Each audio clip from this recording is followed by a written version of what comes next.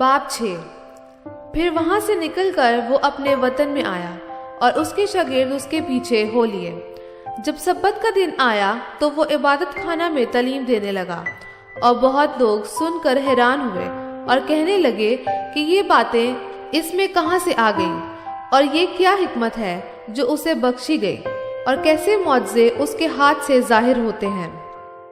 क्या ये वही बढ़ई नहीं जो मरियम का बेटा और यकूब और यूसुस और यहूदा और शमौन का भाई है? और क्या उसकी बहनें यहाँ हमारे यहाँ नहीं?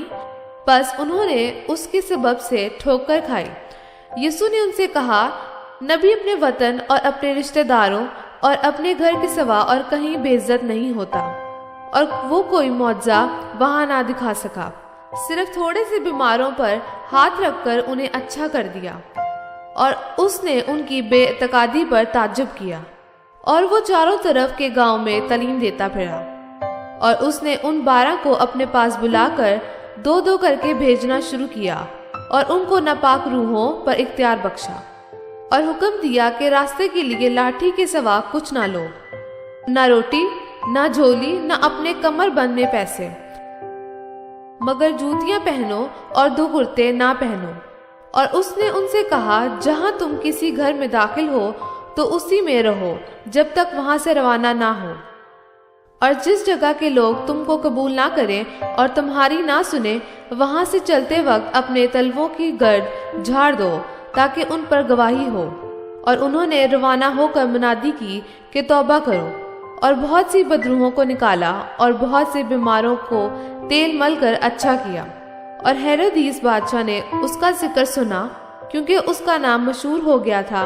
और उसने कहा कि यूहन्ना बपतिस्मा देने वाला मुर्दों में से जी उठा है, क्योंकि उससे मौजज़े जाहिर होते हैं। मगर बाज कहते थे कि एलिया है, और बाज ये कि नबियों में से किसी की मानंद एक नबी है।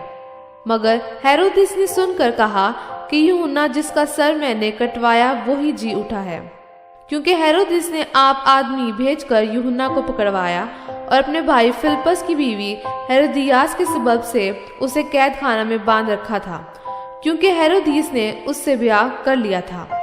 और यूहन्ना ने उससे कहा था कि अपने भाई की बीवी को रखना तुझे रवा नहीं। बस हेरोदियास उससे दुश्मनी रखती और चाहती थी कि उसे कत्ल कराए, मगर ना हो सका, क्योंकि हेरोदिस यूहन्ना को रास्तबाज और मुकद्दस आदमी जानकर उससे डरता और उसे बचाए रखता था। और उसकी बातें सुनकर बहुत हैरान हो जाता था, मगर सुनता खुशी से था। और मौके के दिन जब हेरोदिस ने अपनी सालगिरह में अपने अमीरों और फौजी सरदारों और गलील के रईसों की ज़ियाफत की, और उसी हेरोदियास की बेटी अंदर आई और नाच कर हेरोदिस और उसके मेहमानों को खुश किया, तो बादशाह ने उस लड़की से कहा, जो चाहे मुझसे मांग, मैं तुझे दूंगा। और उससे कसम खाई कि जो तू मुझसे मांगेगी अपनी आधी सल्तनत तक तुझे दूंगा। और उसने बाहर जाकर अपनी माँ से कहा कि मैं क्या मांगूं? उसने कहा, यूहन्ना बपतिस्मा देने वाले का सर। वो फिलफौर बादशाह के पास जल्दी से अंदर आई और उससे अर्ज की, मैं चाहती हूँ कि तू यूहन्ना बपतिस्मा देने वाले का सर एक थाल में अभी मुझे मंगवा दे। बादशाह बहुत गमगीन हुआ, मगर अपनी कस्मों और मेहमानों के सबब से उससे इनकार करना ना चाहा। बस बादशाह ने फिलफौर एक सिपाही को हुक्म देकर भेजा कि उसका सर लाए। उसने जाकर कैद खाना में उसका सर काटा और एक थाल में लाकर लड़की को दिया, और लड़की ने अपनी माँ को दिया। फिर उसके शागिर्द सुनकर आए और उसकी लाश उठाकर कब्र में रखी, और रसूल यीशु के पास जमा हुए और जो कुछ उन्होंने किया और सीखा था सब उससे बयान किया। उसने उनसे कहा, तुम आप अलग वीरान जगह में चले आओ और जरा आराम करो, इसलिए कि बहुत लोग आते जाते थे और उनको खाना खाने की भी फुर्सत ना मिलती थी। बस वो कश्ती में बैठकर अलग एक वीरान जगह में चले गए, और लोगों ने उनको जाते देखा और बतेरों ने पहचान लिया, और सब शहरों से इकट्ठे होकर पैदल उधर दौड़े और उनसे पहले जा पहुंचे। और उसने उतरकर बड़ी भीड़ देखी और उसे उन पर तरस आया, क्योंकि वो उन भेड़ों की मानंद थे जिनका चरवाहा ना हो और वो उनको बहुत सी बातों की तालीम देने लगा। जब दिन बहुत ढल गया तो उसके शागिर्द उसके पास आकर कहने लगे, ये जगह वीरान है और दिन बहुत ढल गया है, इनको रुखसत कर ताकि चारों तरफ की बस्तियों और गांव में जाकर अपने लिए कुछ खाने को मोल लें। उसने उनसे जवाब में कहा, तुम ही उन्हें खाने को दो। उन्होंने उससे कहा, क्या हम जाकर 200 दिनार की रोटियां मोल लाएं और उनको खिलाएं? उसने उनसे कहा, तुम्हारे पास कितनी रोटियां हैं? जाओ देखो। उन्होंने दरियाफ्त करके कहा, 5 और 2 मछलियां। उसने उनको हुक्म दिया कि सब हरी घास पर दस्ता दस्ता होकर बैठ जाएं। बस वो 100 और 50 की कतारें बांध कर बैठ गए। फिर उसने वो 5 रोटियां और 2 मछलियां ली और आसमान की तरफ देखकर बरकत दी और रोटियां तोड़कर शागिर्दों को देता गया कि उनके आगे रखें, और वो 2 मछलियां भी उन सब में बांट दी। बस वो सब खाकर सैर हो गए और उन्होंने टुकड़ों और मछलियों से 12 टोकरियां भरकर उठाई और खाने वाले 5000 मर्द थे। और फिलफौर उसने अपने शागिर्दों को मजबूर किया कि कश्ती पर बैठकर उससे पहले उस पार बैती सदा को चले जाएं, जब तक वो लोगों को रुखसत करे, और उनको रुखसत करके पहाड़ पर दुआ करने चला गया। और जब शाम हुई तो कश्ती झील के बीच में थी और वो अकेला कश्ती पर था।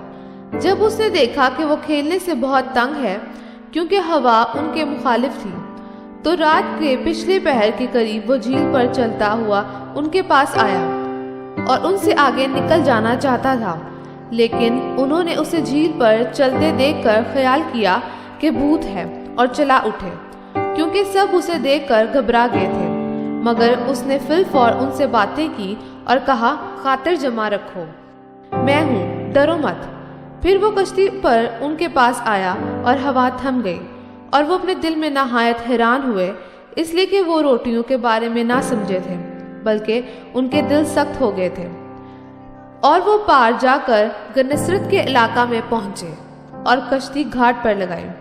और जब कश्ती पर से उतरे तो फिलफौर लोग उसे पहचान कर उस सारे इलाका में चारों तरफ दौड़े और बीमारों को चारपाइयों पर डालकर जहाँ कहीं सुना कि वो है वहाँ लिए फिरे। और वो गांव, शहरों और बस्तियों में जहाँ कहीं जाता था, लोग बीमारों को बाजारों में रखकर उसकी मिन्नत करते थे कि वो सिर्फ उसकी पोशाक का किनारा छू लें, और जितने उसे छूते थे शिफा पाते थे। आमीन। बाब 7। फिर फरीसी और बाज फकी उसके पास जमा हुए। वो यरूशलेम से आए थे और उन्होंने देखा कि उसके बाज शागिर्द नापाक यानी बिन धोए हाथों से खाना खाते हैं, क्योंकि फरीसी और सब यहूदी बुजुर्गों की रवायत के मुताबिक जब तक अपने हाथ खूब धो ना ले नहीं खाते, और बाजार से आकर जब तक गुस्ल ना कर ले नहीं खाते, और बहुत सी और बातों के जो उनको पहुंची हैं पाबंद हैं, जैसे प्यालों और लोटों और तांबे के बर्तनों को धोना।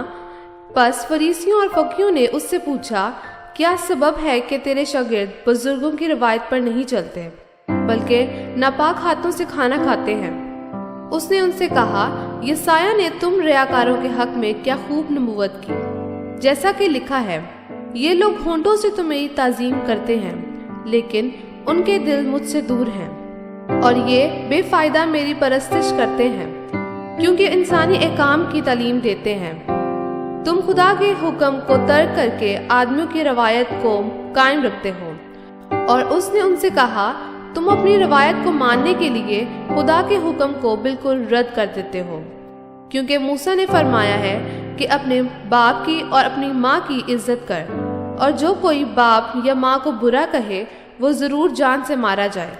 लेकिन तुम कहते हो, अगर कोई बाप या माँ से कहे कि जिस चीज का तुझे मुझसे फायदा पहुंच सकता था वो कुर्बान यानी खुदा की नजर हो चुकी, तो तुम उससे फिर बाप या माँ की कुछ मदद करने नहीं देते। यूं तुम खुदा के कलाम को अपनी रवायत से जो तुमने जारी की है बातिल कर देते हो, और ऐसे बथेरे काम करते हो। और वो लोगों को फिर पास बुलाकर उनसे कहने लगा, तुम सब मेरी सुनो और समझो, कोई चीज बाहर से आदमी में दाखिल होकर उसे नापाक नहीं कर सकती, मगर जो चीज आदमी से निकलती है वही उसको नापाक करती है। अगर किसी के सुनने के कान हो तो सुन ले। और जब वो भीड़ के पास से घर में गया तो उसके शागिर्दों ने उससे उस तमसील के मायने पूछे। उसने उनसे कहा, क्या तुम भी ऐसे बेसमझ हो? क्या तुम नहीं समझते कि कोई चीज जो बाहर से आदमी के अंदर जाती है उसे नापाक नहीं कर सकती, इसलिए कि वो उसके दिल में नहीं है बल्कि पेट में जाती है और मज़बला में निकल जाती है। यह कहकर उसने तमाम खाने की चीजों को पाक ठहराया। फिर उसने कहा, जो कुछ आदमी से निकलता है वो ही उसको नापाक करता है, क्योंकि अंदर से यानी आदमी के दिल से बुरे ख्याल निकलते हैं, हरामकारियां, चोरियां, खूनरेजियां, ज़नाकारियां, लालच, बदियां, मकर, शहवत परस्ती, बदनजरी, बदगोई, शेखी, बेवकूफ़ी, ये सब बुरी बातें अंदर से निकलकर आदमी को नापाक करती हैं। फिर वहां से उठकर सूर और सैदा की सरहदों में गया और एक घर में दाखिल हुआ और ना चाहता था कि कोई जाने, मगर पोशीदा न रह सका, बल्कि फिलफौर एक औरत की छोटी बेटी में नापाक रूह थी, उसकी खबर सुनकर आई और उसके कदमों पर गिरी। ये औरत यूनानी थी और कौम की सुरफनी की। उसने उससे दरख्वास्त की कि बदरू को उसकी बेटी में से निकाल ले। उसने उससे कहा, पहले लड़कों को सैर होने दे, क्योंकि लड़कों की रोटी लेकर कुत्तों को डाल देना अच्छा नहीं। उसने जवाब में कहा, हाँ खुदावन, कुत्ते भी मेज के तले लड़कों की रोटी के टुकड़ों में से खाते हैं। उसने उससे कहा, इस कलाम के खातिर जा, बदरू तेरी बेटी से निकल गई। और उसने अपने घर में जाकर देखा कि लड़की पलंग पर पड़ी है और बदरू निकल गई है। और वो फिर सूर की सरहदों से निकलकर सैदा की राह से दिक्प्लिस की सरहदों से होता हुआ गलील की झील पर पहुंचा।